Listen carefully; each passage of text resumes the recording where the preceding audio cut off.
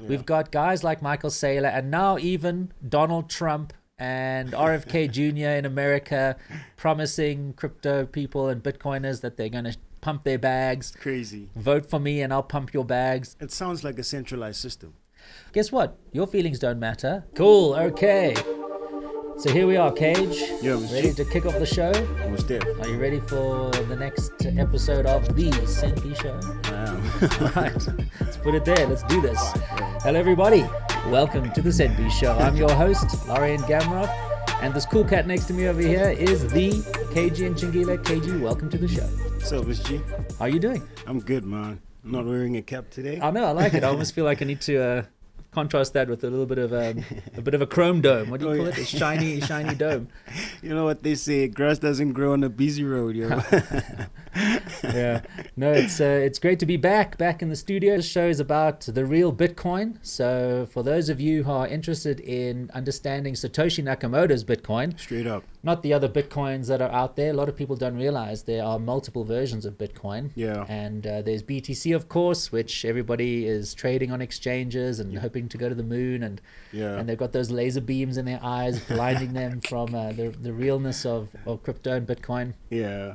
And we've got Bitcoin Cash, which is some other alternative. But this show is about Satoshi's vision for what Bitcoin was meant to be. The real BSV, the real Bitcoin, you know. Like Yes. we always say, this is the real BSV plug, you know. Yes, exactly. Yeah. BSV stands for Bitcoin Satoshi's vision. In other words, Satoshi Nakamoto, he wrote a white paper, the Bitcoin white paper that everybody always talks about. Yeah. And in that white paper, he outlined what he envisioned Bitcoin being, how it was structured and how it would be maintained by miners, Yeah. and its purpose. I mean, the Bitcoin white paper talks about a peer-to-peer electronic cash. Yep. Nowadays, when you hear about Bitcoin and it's BTC, it's about digital gold, Yeah. nothing to do with cash. And it's quite funny because on the Bitcoin white paper, it's clearly stated on the heading, you know. So you wonder, where does the BTC crowd get this idea of it being digital gold?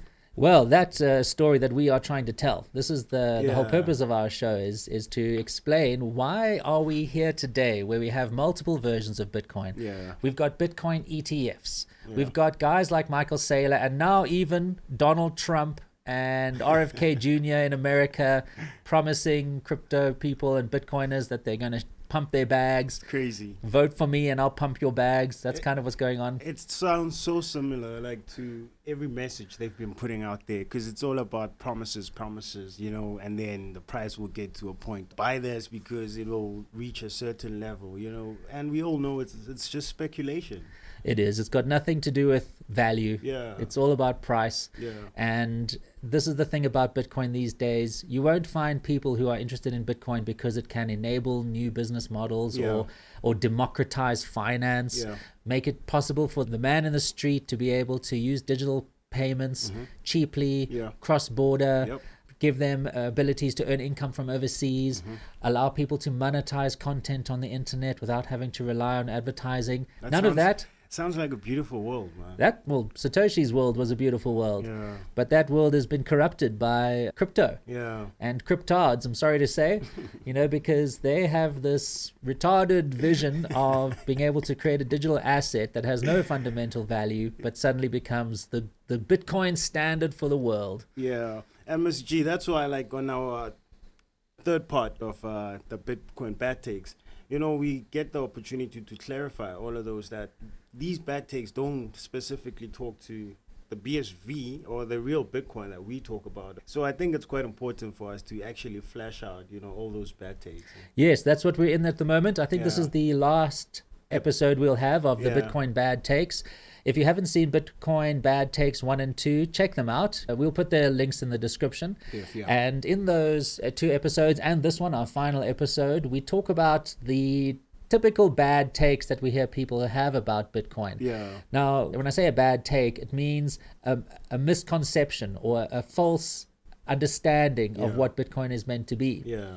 And typically these come from people outside of the crypto community, Yeah. guys like Warren Buffett and Peter Schiff, who for years have been slagging Bitcoin off as just this Ponzi scheme and rat poison squared and all those things. And so those are the bad takes that people hear about generally because these guys are famous and everybody looks at them and says, oh, you guys are boomers, you know coiners, you don't understand the future. They don't understand how a digital asset can be just like gold and have value like gold. Yeah, maybe they just naysayers of this whole space, and we can't avoid the fact that this is where technology is going.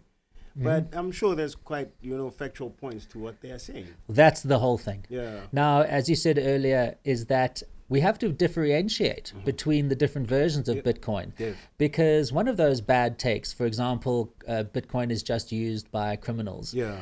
There is some truth in that. And if you're looking at BTC, it consumes an enormous amount of energy and all that. Those are good takes, actually. But when they are applied to BSV or Satoshi's vision for Bitcoin, they're very bad takes. And so you'll be able to see this and hear about our takes on these bad takes. Episode 1, episode 2, check them out. And we're going to show you exactly how these bad takes apply exactly right for BTC. And I always say Peter Schiff is the one person, if you want to understand BTC, listen to Peter Schiff.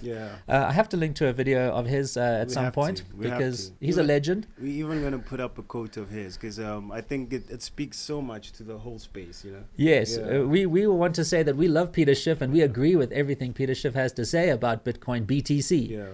But he has no understanding around real Bitcoin. In fact, I even got an opportunity to speak to him at a conference a few years ago in London. Oh, that's cool. And, I've been listening to Peter Schiff for years, and I always appreciate his takes, but I always want to say to him, Peter, you don't understand real Bitcoin. Everything you're saying is true about BTC. And I tried to give him the explanation of the difference between BTC and BSV. And of course, it was just a short conversation, and it's so hard to... Definitely hard. I mean, we have a whole show dedicated to us trying to unfold the tech, Yes. So I'm sure that few minutes of meeting wouldn't be sufficient. Yes, I think what we have to do is we have to have a Peter Schiff episode. And we can go and find Peter Schiff quotes, and then we can tear them down, and hopefully Peter will be watching and he'll learn something. I think that would be awesome. That would be pretty cool. Cool. Okay, but apart from that, I mean, this is now our final episode of Bitcoin Bad Takes, and we're going to cover a couple more of those. Hopefully tease them apart, and you're going to see the difference between BTC and BSV, why it's a bad take for BSV, but not necessarily for BTC or vice versa. For BSV. Short. Cool, Ms. G. So as we're going to be stepping into our first segment actually for the day. So it's about the bad takes. So the first one states that Bitcoin is controlled by a small group of insiders and is not truly decentralized. Okay, so now this is a very important one. Of course, the main word, the most important word, and the word you keep hearing when everyone talks about crypto is decentralization. And one of the things about BTC is that they have taken that idea of decentralization to the nth degree, where they're saying it's all about decentralization. They want to create the perception or the reality that Bitcoin cannot be manipulated by outside powers. By being decentralized, in their mind, it means that it cannot be controlled, it cannot be regulated. You can't have insiders that manipulate it, change the rules or anything like that. So this bad take about Bitcoin not being truly decentralized on the surface sounds crazy. Because this is all they're trying to do. The reason why we have Bitcoin nodes that don't mine and are sitting on Raspberry Pis with 1 megabyte blocks is to achieve that maximum decentralization. So this take, on the surface, Bitcoin is not truly decentralized and it's controlled by a few elite people. You would think that's crazy. But when you dig into it, as always, you realize there's a lot of truth to it. Now, when we look at BTC, remember they have this whole concept of a protocol that can be changed. So depending on the community, because they always bring in the community, they always like this idea of democracy, where the majority get to decide. In their word, the word that they use is consensus. They say, we are not deciding, there isn't a small group of people deciding the future of BTC. This is a community effort. And everybody needs to make the choice. And they also bring miners into that as well, because they say the community needs to decide and whatever the community decides that goes. Yeah. So they have this thing built up. They're saying, we have a mechanism where the community decides. If we make a change to Bitcoin, the community is going to decide to accept that or not. Yeah. And then in Bitcoin, there's this idea of chains and whoever has the longest chain. In other words, if you have a group of miners mining a Bitcoin chain, and then another group of miners decide to grow and build a different Bitcoin chain, the longest chain, they say, is supposed to be the one that wins. And so they reckon that this is a good voting mechanism. Let's just say that a group of people wanted to change the Bitcoin protocol. Then what they would say is, fine, go do it. It's permissionless. You can make whatever changes you want, but then it's up to the community to decide to pick those changes. So when we have a change to the protocol, the miners can then run that change. They can update their mining computers to have that updated software that will then use that new method or whatever it is to mine transactions going forward. It sounds like a centralized system. Well, the thing is that it ultimately is a centralized system in BTC because who is allowing those changes to come through? If you think about where that Bitcoin code is kept and who's in control of the repository of code, there is just a small group of people who are allowing those changes into that system. So when it comes to the BTC protocol, they have already got this notion of we will make changes. So anybody can propose a change, but there's only going to be a small number of people who decide whether that change gets implemented into Bitcoin. So this idea of centralization is because in BTC, because they haven't this idea of a protocol that can change according to the wishes of the people, but ultimately those changes will get vetoed by the small group of developers and people who are in control of that repository. They are the ones who then get to decide on that. And there's a lot of influence that these guys have. I can imagine, Mr. G, because for me, the keyword there is control. Yes. So that means these guys must have, whether it's social influence, by pushing the narrative, but, they somehow have the power, basically, to make such changes. Yes, they have the power. It's a handful of people. You can go see their names, go into the source code repositories of Bitcoin on GitHub, wherever it is, and you're going to see there are only a few people who are allowed to actually commit changes to that repo. So BTC has this notion of a protocol that can change. They already accepted that. They're saying we want to make the protocol change and evolve according to the wishes of the people. And immediately having that philosophy, it means now that there will always be a group of people out there who are in control of the future of Bitcoin. And if you are somebody who's in the BTC and you disagree with them, too bad. Go find another chain. So Ms. G, like you're saying, to your point, it sounds central to me. If there's only a handful of people who are in charge of making those rules, that doesn't sound like the actual protocol. Now, the decentralization we're talking about is the control of the actual direction of the protocol, the evolution of the protocol. So, and that is centralized around a few developers and business people, whoever's involved and has the commit access and really part of that little clique. That's crazy. So decentralized, sure, they can claim that Bitcoin is decentralized in terms of the miners and in terms of their nodes, but it's not decentralized in terms of who gets to make the decisions about where this protocol goes, what new features are going to come in, what changes are going to be made. And one of the most important changes that they did was the segregated witness change. I think that was the worst change ever. It certainly was. And they are going to figure that out eventually. But that was a fundamental change. And it was just a few people who made that change. Now, if you're in BTC and you are trying to look at BTC as something that can be used in your business, you can try and use the ledger for something.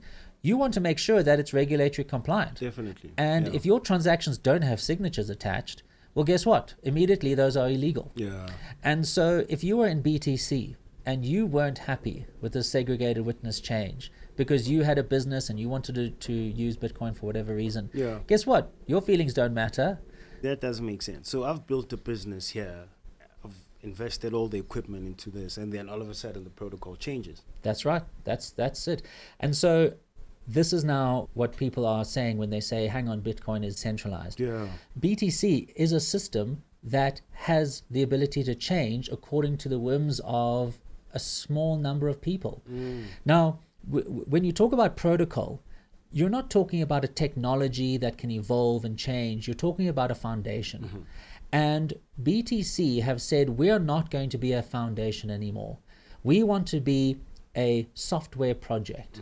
And if we decide in the future at some point to change the way that this system works, well, you're just going to have to deal with it. That's essentially what it is now. It's become just a software project. It's a software project driven by ideologues who want to create a system that fulfills one function, which is you can have keys on a blockchain, and that those keys represent your wealth, and you can transfer that wealth if you want to. Yeah.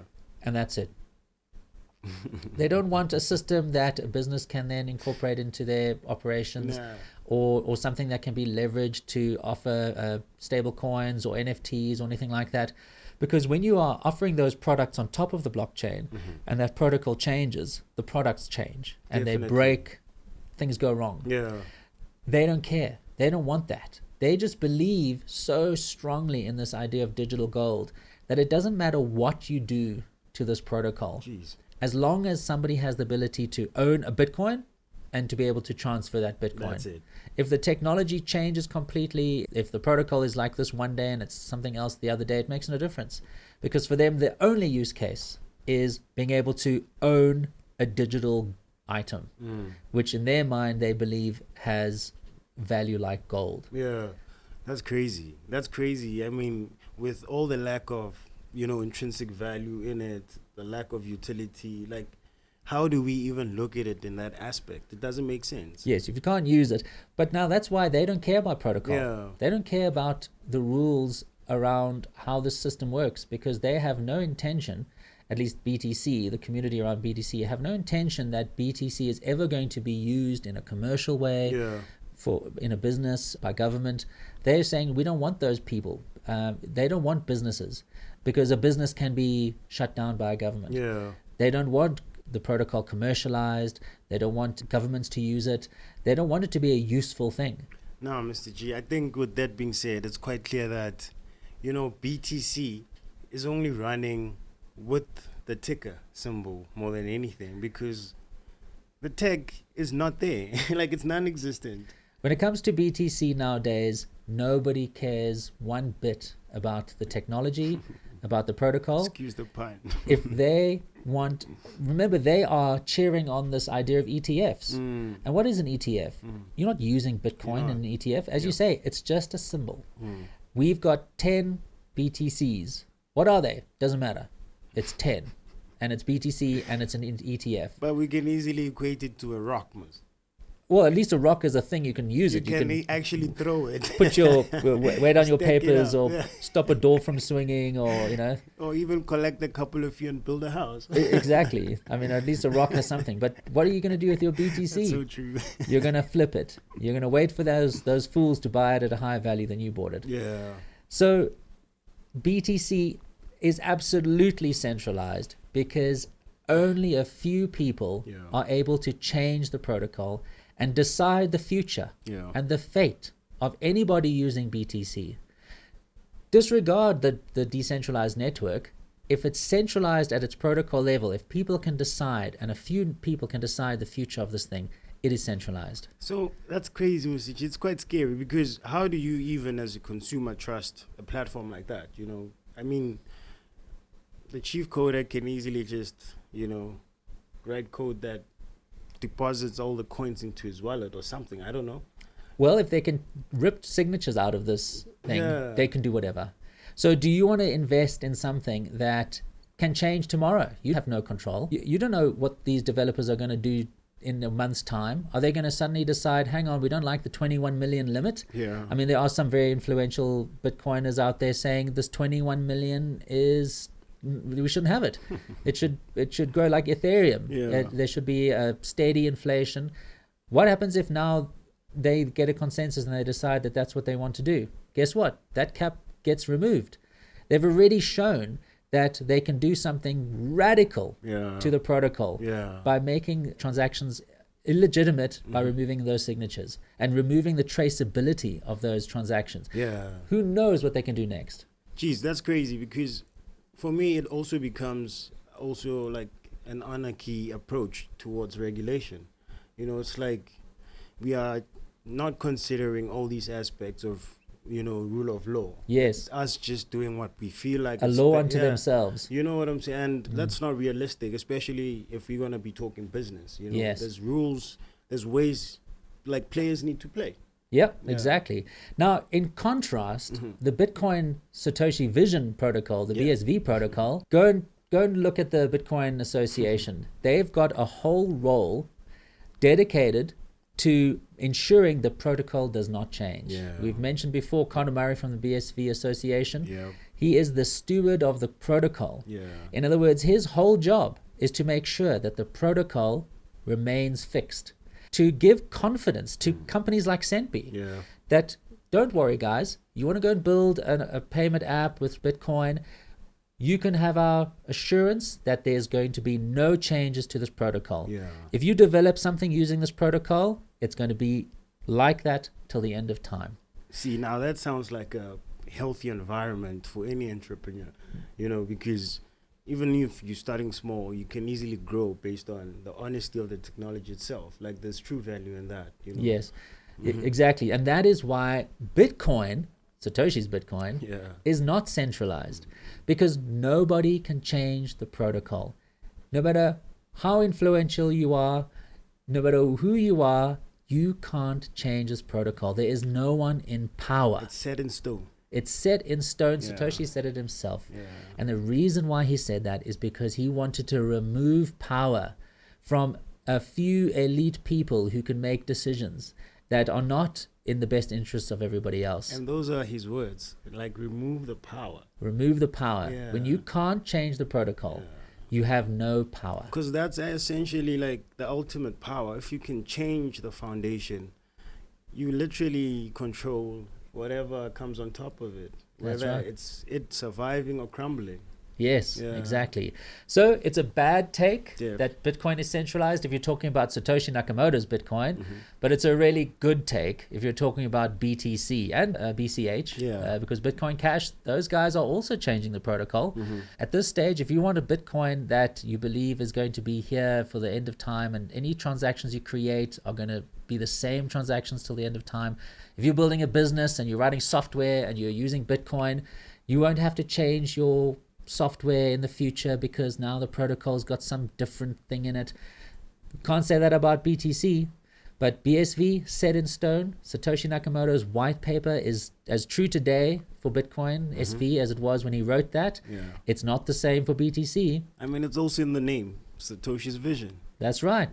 This is what Satoshi Nakamoto wanted. And we believe in Satoshi's vision. Why?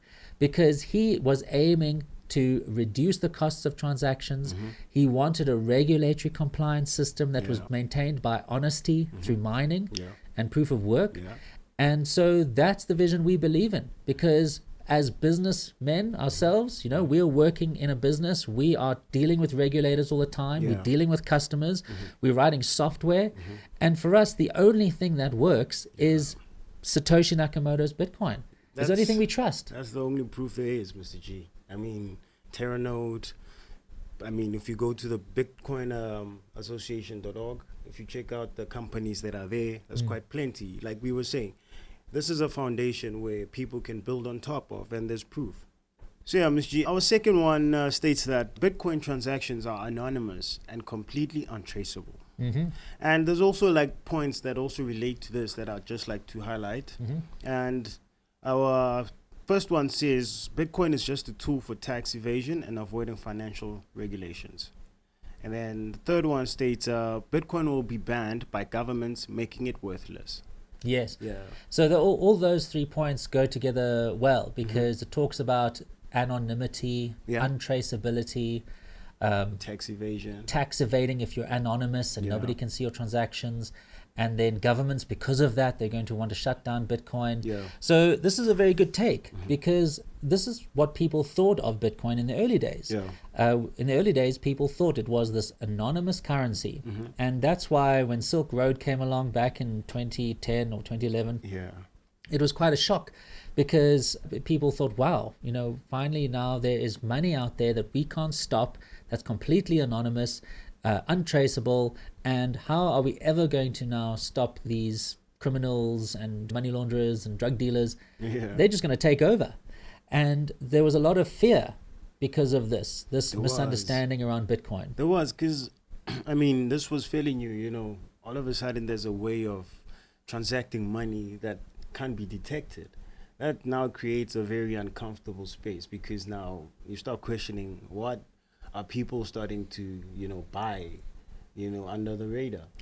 And funding terrorists. So this was a very real fear, but the more you understand Bitcoin, you realize that it's completely the opposite.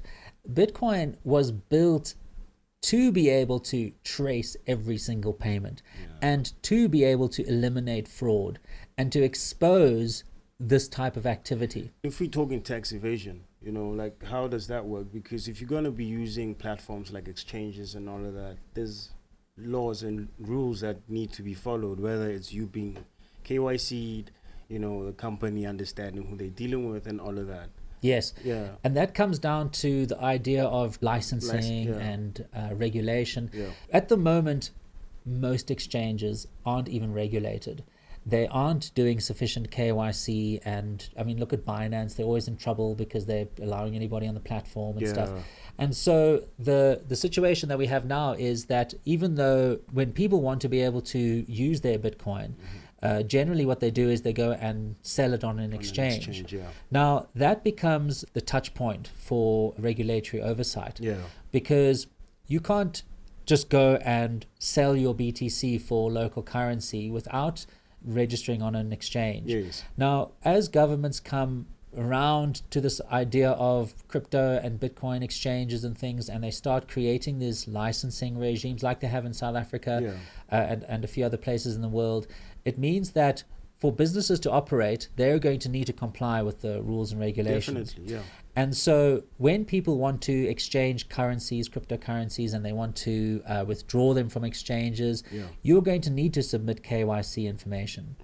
And so we need a regulatory environment for businesses to operate, so that when people want to transact with Bitcoin, all the rules are followed, so that there isn't money laundering and tax evasion.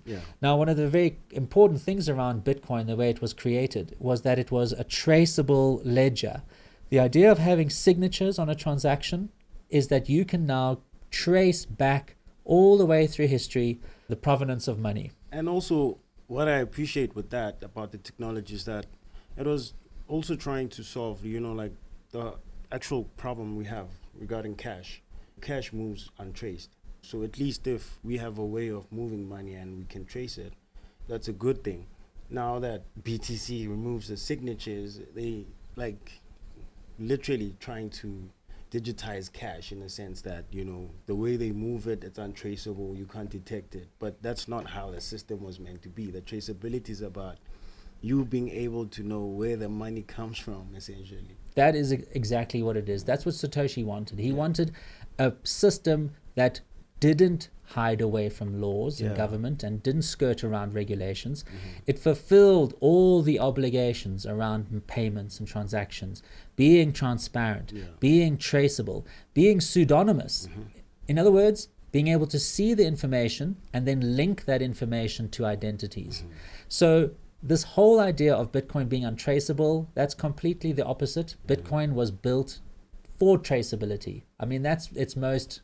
The first thing you see about it is that it's traceable. I mean, that's why I said earlier on that Segwit would have been like the worst decision like BTC made. for compliance reasons, absolutely, it's a terrible situation. I mean, we can't even. In fact, we need an episode on Segwit just because it's just so awful. We really do, Mr. G, because I think we've also just passively touched on it, but we need to deep dive into it and actually, unfold why it breaks away from the real idea. Yes. Yeah. So Bitcoin was built for traceability. It was built for compliance. Yeah. And so this is why when we see BTC, we realize these guys are moving away from that. And eventually, and governments take a long time and regulators take a long time, but it's starting to happen. We're seeing countries develop regulatory environments and protocols and licensing protocols. Yeah. And so bit by bit, eventually the global industry is going to come under a regulatory purview. Yeah. And so when that happens, the true brilliance of Bitcoin is going to be realized as this traceable system. More than being traceable, remember, through mining, funds can be frozen, funds can be seized. If you are money laundering, governments and law enforcement can come in and take away your Bitcoin. That's how Satoshi built it. Yeah. It's got nothing to do with private keys, not your coins. A big false myth that governments can't take your Bitcoin. Yes, they can. That's what Bitcoin was meant to be. Except with BTC, of course, they're trying very hard to stop that and really just paint a big red flag or a big bullseye on their backs and say, guys, government, come and get us. Straight up. There was like a target mark straight on their back. Big target. So it is traceable. What are the other two things you mentioned there? Tax evasion. Oh, tax evasion. Yes. Okay, we mentioned that. Yeah. So the idea of if you are exchanging Bitcoins or cryptos, you have to do it on a regulated exchange. Declare. That's where limits will be enforced, where your KYC information, your identity information will be linked. And so it's going to be impossible for you to be able to evade taxes. Yeah. Of course, you can always trade in these anonymous cryptos, but I mean, that's not ever going to be a mainstream thing. It's always going to be a few people trying to figure, but it's always going to be complicated and difficult. Yeah. So this is what governments need to do if they want to protect themselves from people evading taxes, is they need to move quickly to make sure that all these crypto companies who want to offer services, they get licensed. And so then everybody is complying with whatever the rules are around payments and governments are going to be happy. Yeah. So bad take. Bitcoin is used for tax evasion and cannot be traced. The opposite is true. Yeah, but for Satoshi's Bitcoin. Yeah, and the third point states that the government basically will ban Bitcoin, and I see it happening because, like to your point, we've mentioned everything about the regulatory side of it, like how it's non-compliant. So I see it as something that in the future the government will sort of like try to stop operations. If it's non-compliant, if those transactions are not traceable and they are anonymous, and if you are using that system to be able to move large sums of money around the world, governments will shut you down. Yeah. This is absolutely going to happen. I mean, it's even happening. We can see it already today. In South Africa, there is a licensing system that's being put in place. Yeah. If you are a company that is offering crypto services to somebody and you're not licensed, you can't operate. Yeah. Government will shut you down. Yeah. And so this is not a future thing. This is happening today. Yeah, and it's also one of those things that, like people will only realize once the full law has been laid down that, okay, this is actually quite legit. Like we can't be operating on unregulated turfs, basically. Yeah. So that's it. That's the fact of it. If you are complying with the rules, in other words, you're using Satoshi's Bitcoin for traceability, and you are doing all the right compliance checks and making sure your customers can't move large sums and they have the right kinds of limits, then the government doesn't want to shut you down. If you are genuinely using crypto to provide a service to people, the government has no issue with you. Yeah. The government only has an issue with you if you're breaking the rules. Yeah. And so BTC, the way it is now, it's breaking the rules. Straight up. But the way Satoshi envisioned Bitcoin, it's doing the opposite of breaking the rules. It's creating the perfect platform to enforce those rules. Thanks for that, Mr. G. So yeah, guys, I mean, you heard it from us, the real BSV plug. So yeah, remember to plug your friends, comment, subscribe. And yeah, we actually do check your comments. So show some love, yeah? Mobile money on fire. Yeah, Mr. G, as we're stepping into our last one, actually, it states that Bitcoin will be made obsolete by central bank digital currencies. Yes, CBDCs, central bank digital currencies. And we dedicated a whole show to CBDCs, but there's still so much to say about that.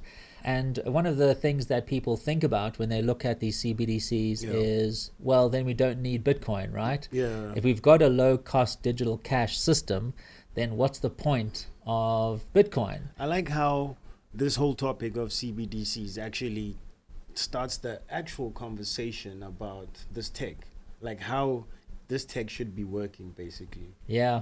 Well, this is now what is a big topic in the world, and everybody's got their take, and it's largely negative. And in fact, Donald Trump at the Bitcoin conference, which we are going to be covering on a show, we're going to talk about that conference and the million dumb takes that we can extract out of that one.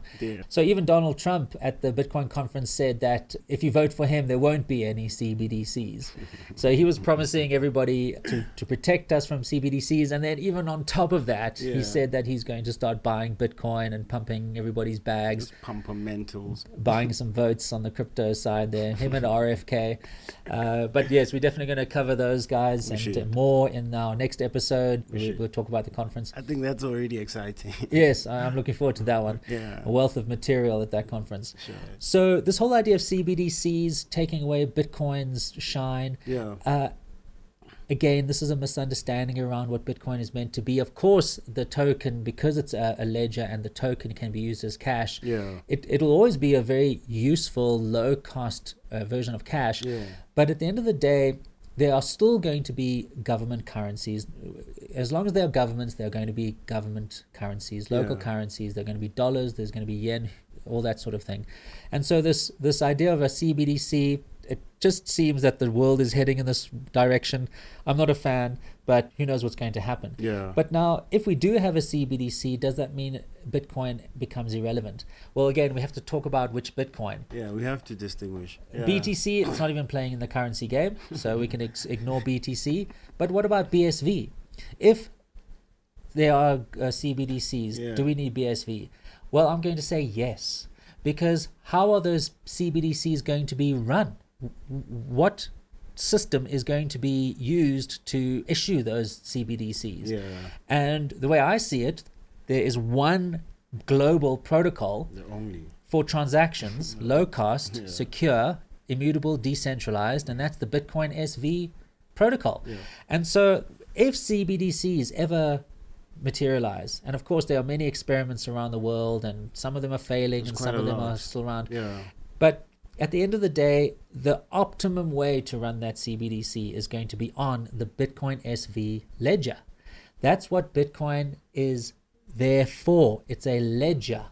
A ledger means it's a data system that we can have efficient peer-to-peer, that's also very important, offline digital payments that are secure and reliable. And if a CBDC wants to be low cost, if it wants to be traceable, there is only one system in the world, and Satoshi invented it. There's only one. And that's Bitcoin. There's only one. Remember that one of the coolest things about Bitcoin that Satoshi created was this ability to be able to pay offline. In other words, you're not connected to the network, I'm not connected to the internet. The whole SPV tech. With Bitcoin's simplified payment verification that's written about in the white paper, it's just a short little paragraph there, or two, or whatever it is. That is how CBDCs are going to be realized. And so if CBDCs materialize in a big way, BSV is going to become even more important and more relevant. Jesus, I can already see it like as a use case, because if you're talking cost-wise, BSV fits like perfectly. Imagine those microtransactions. Like in a normal currency, there's a lot of money that moves undocumented, So if we can actually have a better way of moving money and micro movements of money, even better. Yes. So who knows? I mean, how this whole CBDC landscape is going to turn out. It definitely looks like there's a lot of governments around the world who are excited about this. And who knows, if Donald Trump gets elected, he might actually commit to that promise and not let America have a CBDC. But, promises. When are you guys going to realize? That's what politicians do. But if CBDCs do materialize, they're going to be materialized on BSV. And that means BSV is going to become much more important. But it will always exist also as its own cash token, because at the end of the day, a CBDC is never going to be as efficient and as cheap as a native Bitcoin transaction. So there'll be a mix. There'll be, for most transactions, local transactions, you'll use your CBDC on BSV. For the rest, it becomes even more important. BSV now, that token is going to be more relevant, because for every one of those little Bitcoin SV tokens, there's going to be some connection to a CBDC, and every single time you're transacting CBDCs on Bitcoin, you're going to be creating a Bitcoin transaction with little Bitcoin Satoshis connected to that transaction. So that's the answer to that. CBDCs are going to make Bitcoin SV more relevant, more valuable, and more useful. And so, you know, if they come along, I'll welcome them on BSV. Cool. Sure. Thanks for that, Mr. G. I mean, that was an awesome take on Bitcoin bad takes. Bad takes. And this is our third part. So we're closing it off. Yeah. Yeah. So I think it was a nice wrap up. We have distinguished between where these bad takes speak to which Bitcoin. And yeah, I think we're quite clear on that. So yeah, we're going to be stepping into this week's questions and feedback. Our first one comes from Jules. Jules is saying, you have almost no idea what you're talking about. These protocols do change. We now, for example, have newer versions of HTTP, including WebSockets, to only name the top of the iceberg. Also, the main tasks of an ISP is not to host websites, but to provide infrastructure between, for example, hosting servers and clients accessing those. Yeah. So this is an important one, and especially relevant because we've been talking about that changing protocol. And at the end of the day, really, this show is all around protocol, talking about Bitcoin SV, Satoshi Nakamoto's protocol versus changing protocols like BTC. So I think that this comment must have come in response to one of our previous shows about protocol. Yeah, it's definitely, I think it's actually 38. Yeah, okay. So 38 actually. And so the comment here is that we keep on saying that when it comes to protocol, the protocol cannot change. Yeah. It has to be set in stone. And we always talk about TCP/IP, the Internet Protocol, and we say that the Internet Protocol has not changed for 30, 40 years. Yeah. Now, this user is saying, well, hang on, protocols do change. The HTTP protocol, for example, and that's the websites, you know, whenever you're on a website. That has changed, he says. We have now WebSockets, and we've got all these new features. And so that is true. Over time, what has happened with the HTTP protocol is that new features have been added to it. But it's not that the protocol has changed. The original HTTP protocol is still existent. It hasn't changed. Yes, they've bolted on another thing here, WebSockets, or maybe API methods or something like that, or they've compressed headers or something. But at the end of the day, the protocol is still the original protocol is still the same. The website that you had written with the original HTTP protocol, it still works. It still works. Yes, you don't have all these fancy new features. You might not have whatever he was talking about, their WebSockets and things. But your websites that were built on HTTP version 1 are still operational and can still work using the HTTP protocol.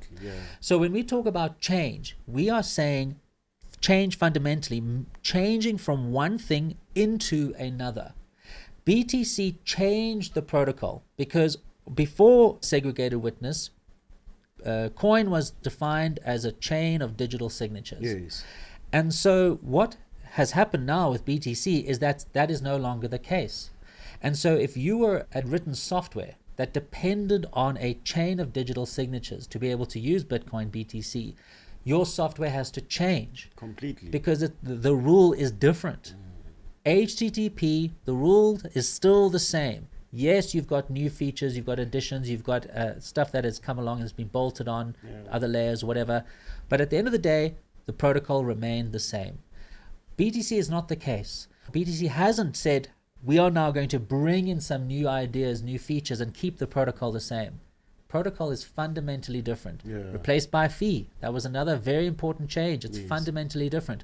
Forcing the blocks to keep small. That is something that they have decided that they are going to now force into that protocol and say, we want BTC, but we want it to only have 1 megabyte blocks, so you can only have a certain number of transactions per second. That's a change to what Satoshi envisioned. Completely. And when Centbee, years ago, when Centbee started out, we were a BTC wallet. Yeah. But because they kept the block small, it meant that the fees were going high, and we couldn't offer our service to users and promise them low fees.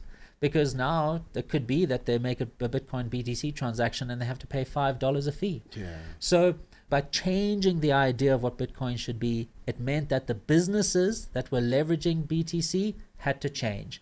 You won't see any businesses now offering Bitcoin payment services unless it's, BitPay, of course, is still around, and but if you look at what those guys do, mostly it's Lambos and things. You can buy property, or you can buy art, or you can buy a Rolex or something, because they know that people making high value transactions are not going to care about a $5 fee. True. But it's not cash. You're not going to buy a stick of gum or or something like that with it. Yeah. So to this point, yes, HTTP has had extra innovations brought along over the last few decades. Same with TCP/IP, but the protocols haven't changed. You see, and that's what's given us confidence to be able to build websites. Yeah. Because we know your web page is going to work. Because I'm thinking, even a web page that was done in the 90s can still work today. Yes, Yeah. absolutely. Yeah. It's still HTML, still everything's still right. Yeah. There's no changes. Yeah. Yes, there's new features. So that's. I hope that answers the question. Sure. Thanks for that, Jules. I mean, it's quite clear, Mr. G. So anyway, our second one comes from Hobo Steez. Shout out, man. He's saying, keep the spirit, proud of you guys. Thanks, Hobo Steez. Yeah, man. So our third one actually comes from one of our regulars, and this is the Real Newspaper. What's up, man? It's saying, let's go, BSV. Let's go. BSV is Bitcoin. Yes. Yeah. Thanks, Real Newspaper. Thanks for returning. Thanks for watching. Straight up, man. Yeah, our last one actually comes from John Ivy, and he's saying, I love these little clips. I don't have time to watch a full show some days, but these pieces of wisdom are like bits of gold. Cool, those are our shorts. Yeah. Yes, we're pretty long-winded here. We've got we try and keep it to 45 minutes. Sometimes we go a bit over, but we want to have a conversation, and we want to talk about these things, and this is a educational show. We're not trying to dumb everything down. We do want to explore it a little bit without getting too technical, of course. But yes, they are a little bit long, so we do have our shorts. What we try and do is we try and extract little sound bites out of here and put them into our shorts. So if you can't watch a full Centbee show, check out the shorts. They all look the same because it's really just us, in our studio, and we can't put thumbnails on there.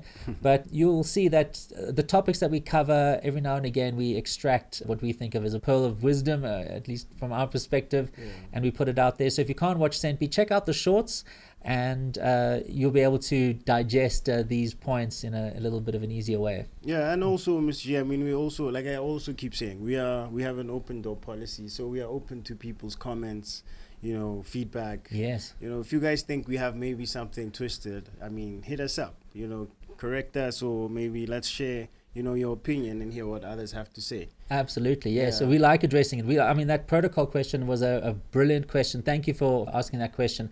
We would love those kinds of questions, especially if we are saying something that you think we're missing the mark on, or we misunderstand it. Yeah. We'd appreciate your comment, and we'll bring it up in the show. Yeah. And if we need to make a correction, absolutely, we'll do that. Yeah. We don't claim to be the wizards of Bitcoin. I mean, we're the soldiers. We are soldiers for Satoshi. We've been around in Bitcoin for many years, just almost from the very beginning. 2011, I think, was when we were playing around with it.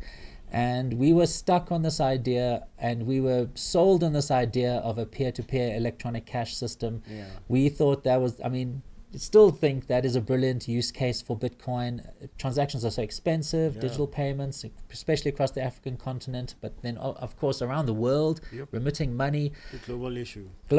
Yeah. So we fell in love with Satoshi's Bitcoin almost 15 years ago now. And we've never wavered from that idea. We never got suckered into the crypto scam.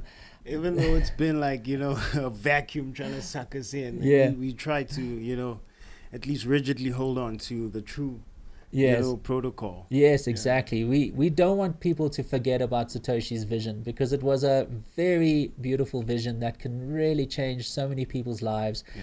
And unfortunately, most people getting into crypto these days, they don't even know about Satoshi's vision. They just think BTC, digital gold, who cares? Let's go and play around with Dogecoin or something. Yeah. So what a shame. Yeah. So that's what we're trying to do. We want to revive this idea of Satoshi's vision, what he had for Bitcoin. We see the relevance to it. Yeah. We see the impact that it can have in people's lives, and we don't want that to be lost.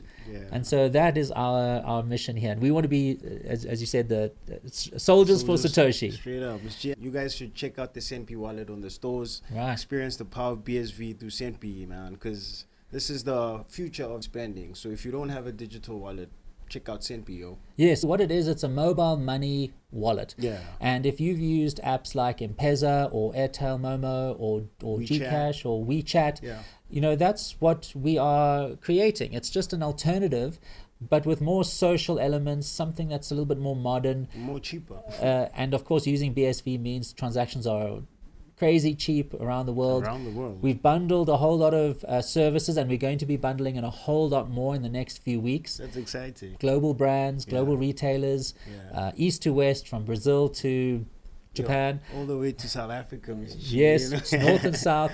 Yeah. And so, and then of course you can chat to your friends. We're trying to create a new experience for people who use mobile money and digital cash. And we get to do that with BSV, which means it's inherently global and low cost. Straight up. So check it out on the app stores. Yo, check it out, guys. Don't miss out, yo. Remember to comment, subscribe, show some love, yo.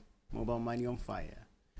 Mr. G, I think we've come to the end of our show. Thank you very much, Kage. And it's nice to be in our studio that's forming behind us and taking shape. It's actually quite refreshing. Like, it has a different type of vibe today. Thanks for joining us. Thanks for watching. As we keep on saying, this is a show where you're going to be learning about Bitcoin SV, the real Bitcoin, Satoshi's vision for Bitcoin. And if you find it valuable, give us a thumbs up and a subscribe. Apart from that, I'd like to thank our crew behind the scenes that you can't see back there, Aaron and Deepa. Thanks for helping us out on the show today. Shout out to the team. Thanks for a cool show, and we'll see everybody in the next one. Thanks, Mr. G. That's a wrap. I guess that's a wrap. All right. Cool, guys. Are we energizing? Oh, yeah. Hoo. Are we cool, Aaron? Kage's the cool cat. He's like more like, you know what I'm talking about, guys. Yeah, it's Bitcoin SV. You know what it is, Mr. G.